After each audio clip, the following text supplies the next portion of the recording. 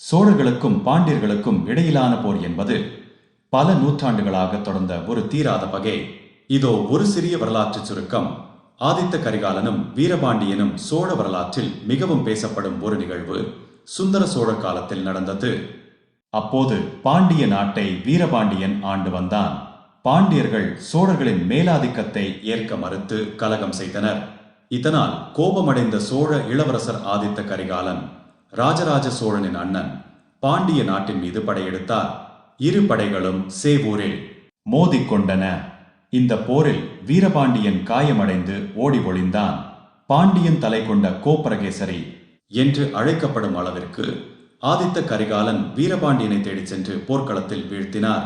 இந்த சம்பவம் பாண்டியர்களுக்கு ஆறாத வடுவை ஏற்படுத்தியது. இதற்கு பழிவாங்கவே பாண்டிய ஆபத்துதவிகள் கங்கணம் கட்டிக்கொண்டு அலைந்தனர்.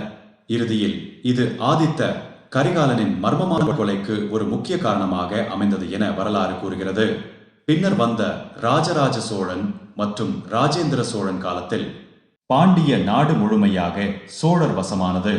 பாண்டியர்கள் சோழர்களுக்கு கப்பம் கட்டும் நிலைக்கு தள்ளப்பட்டனர்.